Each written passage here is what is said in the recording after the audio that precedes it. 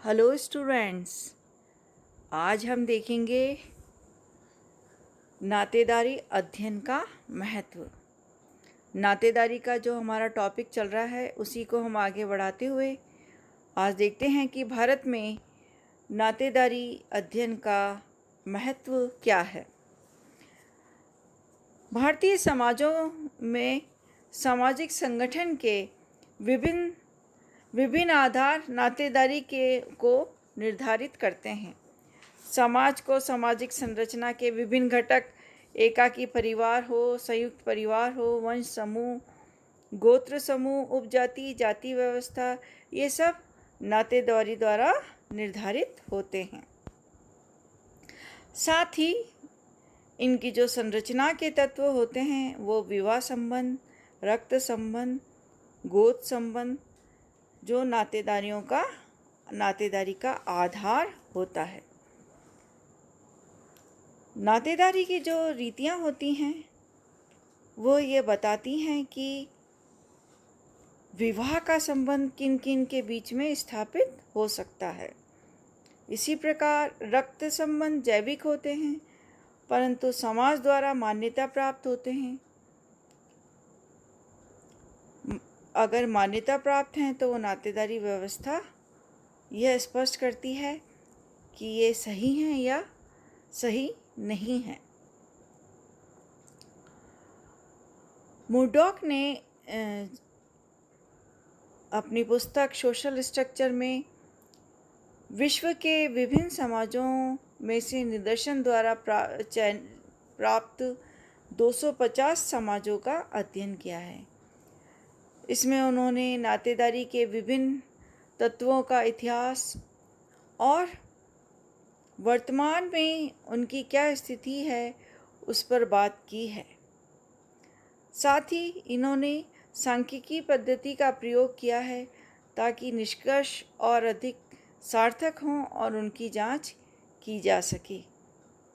इसी तरह sir Henry man ने भारत में पितृसत्तात्मक परंपरागत संयुक्त परिवारों में नातेदारी की भूमिका का अध्ययन किया है और आपने ये बताया है कि नातेदारी व्यवस्था में संयुक्त परिवार किस तरह से सामाजिक घटकों को परस्पर जोड़ने वाली एक महत्वपूर्ण कड़ी है। इसी बात को हम आगे बढ़ाते हुए बात करेंगे इरावती कर्वे की, जिन्होंने भारत के सर्वेक्षण पर आधारित भारत में बंधुत्व संगठन पर विषय में अपना जो अध्ययन प्रस्तुत किया है। वे ये कहती हैं कि नातेदारी के जो आधार हैं वो 4 क्षेत्रों में विभाजित किया जा सकता है। पहला उत्तरी, दूसरा पूर्वी, तीसरा मध्य और चौथा दक्षिण। पूर्वी क्षेत्र में आपने वहाँ पर बसी जनजातियों की नातेदारी का वर्णन किया है। साथ ही आपने मध्य क्षेत्र की नातेदारी व्यवस्था, उत्तरी एवं दक्षिण क्षेत्र की नातेदारी का मिला जुला रूपी आपने बताया है। जहाँ उत्तरी क्षेत्र में नातेदारी पितृसत्तात्मक, पितृस्थानीय एवं पितृवंशीय है, वहीं दक्षिण क्षेत्र में और उत्तरी क्षेत्र की नातेदारी में अनेक विभिन्नताएं पाई जाती हैं। दक्षिण क्षेत्र में कई समाजों में जातियां मातृस्थानीय एवं मातृवंशीय है। इस तरह से हम देखते हैं कि आज नातेदारी अध्ययन का महत्व क्या है, क्योंकि समाज में नातेदारी एक विशेष स्थान रखती है और भारतीय समाज में नातेदारी के अध्ययन के बिना किसी भी समाज का अध्ययन नहीं किया जा सकता।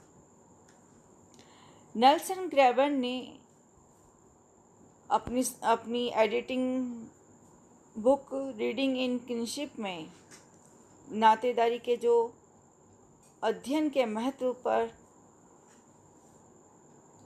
के निम्नलिखित पॉइंट्स बताए हैं। पहला है सार्वभौमिकता। सार्वभौमिकता से मतलब है कि हर एक समाज में जहाँ समाज विद्यमान है, क्योंकि विश्व में चाहे कोई सा भी देश हो, हर देश में जो भी समाज है उनकी जो व्यवस्था है वो नातेदारी व्यवस्था के आधार पर ही चलती है। तो ग्रेबेन कहते हैं कि जहाँ जहाँ मानव समाज है वहाँ वहाँ नातेदारी व्यवस्था विद्यमान है। इसलिए नातेदारी एक सार्वभौमिक व्यवस्था है और भारत के सभी समाजों की जो संरचना है वो नातेदारी पर ही आधारित है। उसी के साथ नेक्स्ट पॉइंट आता है विशिष्टता। विशिष्टता यानी सभी समाजों में नातेदारी होती है और जो नातेदारी व्यवस्था होती है वो सभी समाजों की अपनी अपनी विशिष्टता लिए हुए होती है। यानी जैसे हम बात करें कि किन्हीं दो समाजों की नातेदारी व्यवस्था बिल्कुल एक जैसी नहीं होती, उनमें थोड़ा बहुत अंतर अवश्य होता है। जैसा हमने पहले सुना था, इरावती कर्वे ने कहा था कि भारतीय समाजों में नातेदारी को अगर हम देखें तो पूर्व, उत्तर, मध्य और दक्षिण क्षेत्र में बांट सकते हैं और इनमें भी ये क्षेत्र के आधार पर जो नातेदारी है इनमें भी एक अलग विशिष्टता होती है। उसी तरह से हम देखते हैं सामाजिक संगठन का आधार। ग्रेबेन कहते हैं कि सामाजिक संगठन दो प्रकार के होते हैं, एक होते हैं परंपरागत, दूसरे होते हैं आधुनिक। परंपरागत समाजों में नातेदारी का विशेष महत्व होता है क्योंकि वहाँ प्रथा, रीति रिवाज, परंपराएं, जन रीतियाँ, इनका पालन बहुत अधिक अच्छी तरह से किया जाता है। इसलिए नातेदारी का विशेष महत्व होता है, जबकि आधुनिक समाजों में इनका महत्व कम होता जा रहा है। तो परंपरागत समाज जैसे हमारे ग्रामीण समाज में सामाजिक संगठन का जो आधार होता है वह नातेदारी व्यवस्था है। उसके पश्चात हम देखते हैं